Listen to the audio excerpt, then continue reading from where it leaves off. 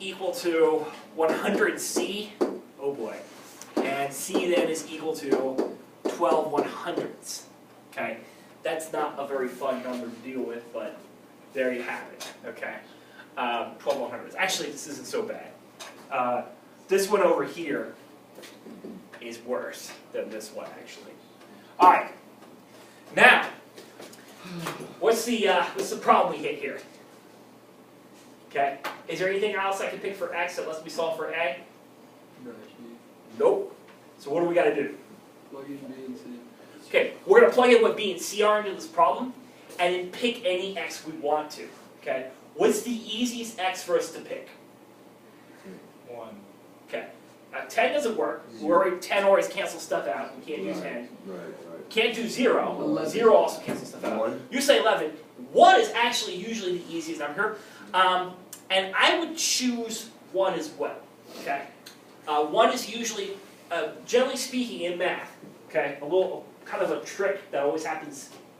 If you're going to pick any numbers, or if something interesting is going to happen, it's generally going to happen between -1 and 1. And so when you're left with a problem to pick numbers with, usually the easiest numbers, the best numbers to pick when you're starting off a problem are 0 first, then 1, then -1. Okay? So we already picked 0. Next easiest thing is always 1. So we'll pick 1 in this case. Okay? So when x equals 1, what happens? Okay, this one's going to be a little bit more involved. So it's going to be 12 is equal to a times 1 times 1 minus 10, which is 9. -9, excuse me. Okay, plus b times, it'll become -9, plus c times 1, correct? Now, we already know what b and c are, so let's go ahead and make those substitutions. This one right here, b is -6/5. I'm going to go ahead and make it a fraction, decimal instead, okay? So I think that will make our lives a little easier when we work this out. -6/5 as a decimal, what's that going to be? 1.2. 1.2. 1.2. So -1.2. Okay. Okay. And c is 12 100ths. What does that become when I turn it to a decimal? 0.12. Okay. So 0.12 basically. All right. So that's what we've got right there. Now it's just a matter of cleaning this all up.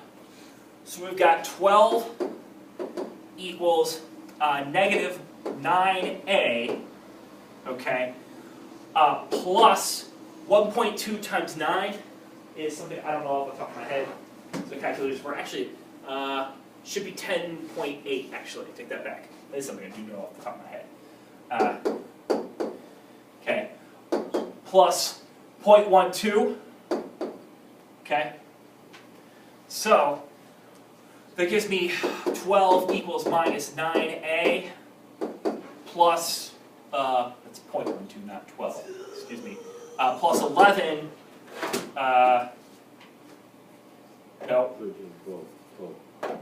10.92 is what it comes out to be. Okay, because that's 0.12, not yeah.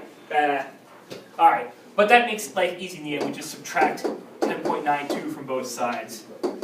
By the way, everybody, this is why we use calculators. Okay.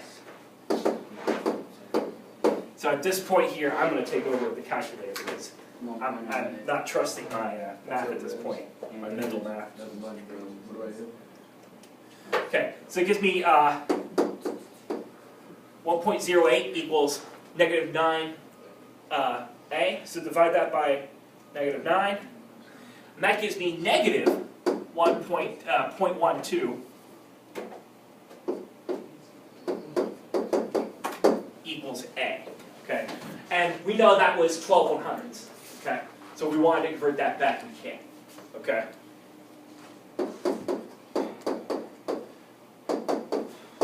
All right. So we got A, B, and C now. Now to finish these things out, if we're doing it properly, it's going to be -12 over 100x. Okay, that's the A one. plus b was what, negative 6/5? Probably. Negative 6 over 5x squared. Okay. Plus c was 12 over 100. It'd be 12 over 100x minus 1000. Okay.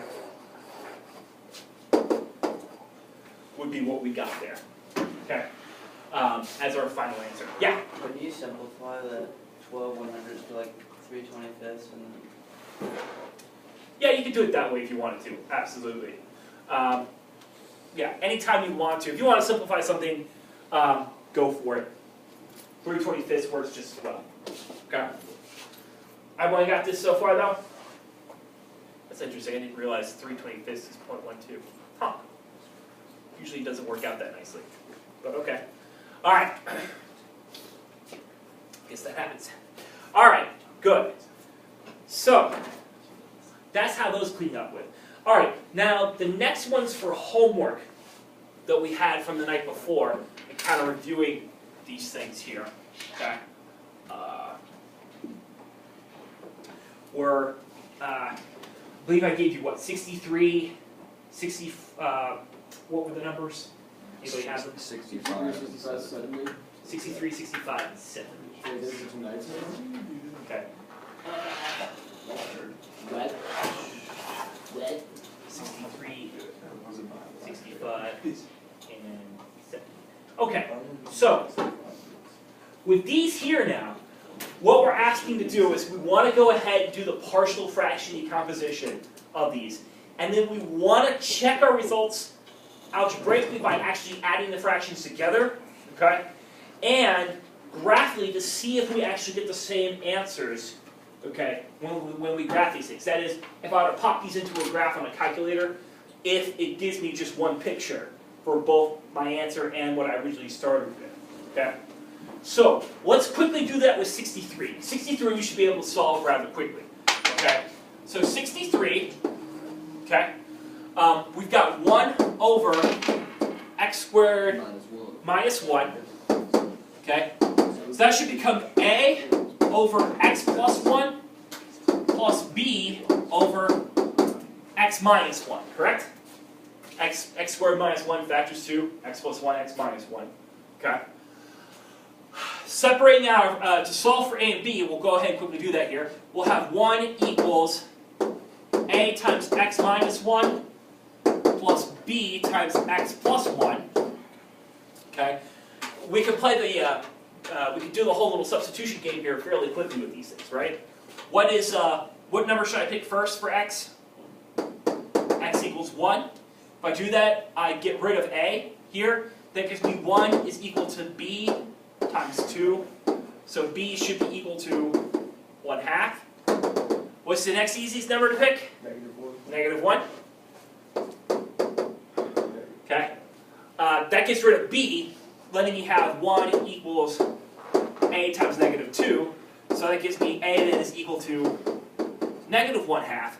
So, and here, because we're going to do a check, I'm going to write everything out again. So we should have 1 over x squared minus 1 equals 1 over, what is it, 2x, hang on, -1, excuse me, over 2x plus 2 plus 1 over 2x minus 2, okay? That is, all I'm doing here is putting in -1/2 for A, +1/2 for B, and that's what I should get when I simplify, okay? Now, for the checks, okay? First what we'll do, let's go ahead and check it graphically, because that would be by far the easiest way to do things. So let's bring up the calculator. The Wabbit. Zoom, standard, done. Wait a second for it to finish its thing. I don't like, okay. Alright. Clear out these old graphs here. Alright. Okay, so we're first graphing 1 over x squared minus 1. So we'll do 1 divided by x squared minus 1. That's how you would enter that in.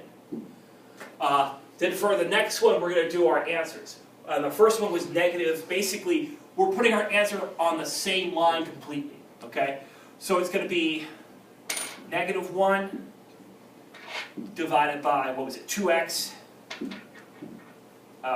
plus 1, that's right. Plus 2, excuse me. Oops. I don't want to screw that up. All right.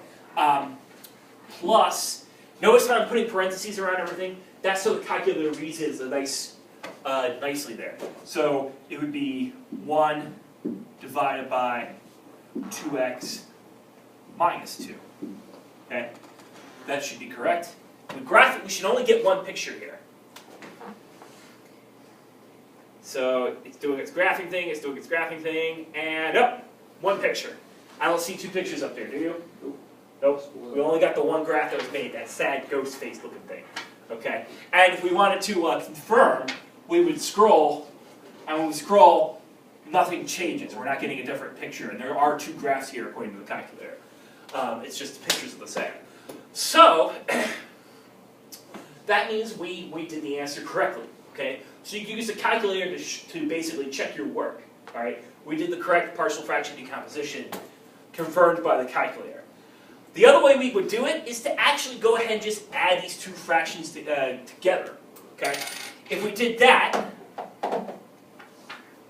okay, as a check here,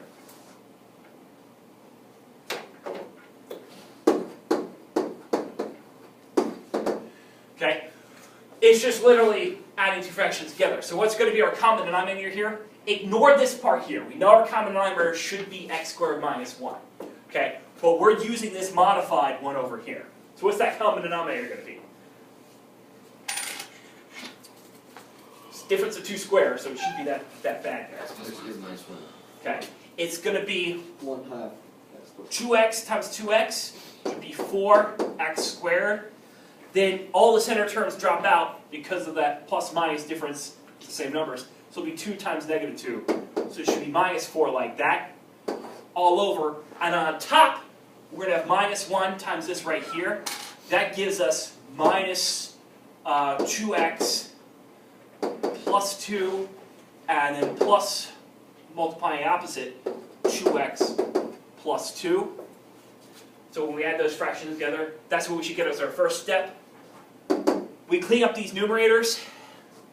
Those cancel. That gives me 4 over 4x squared minus 4.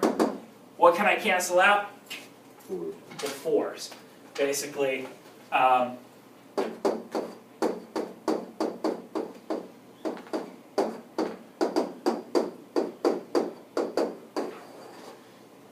gives us our correct answer.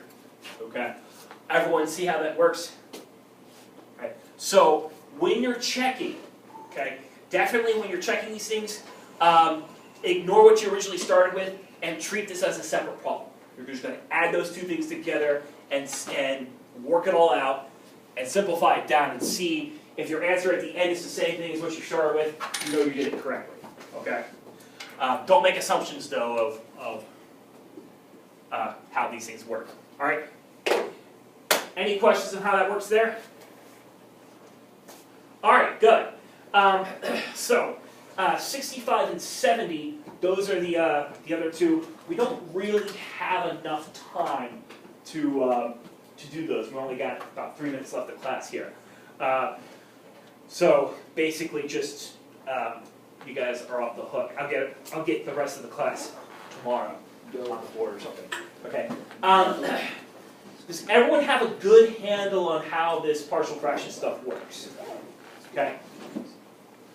All right, so I'm going to go ahead then and probably modify the Canvas homework a little bit.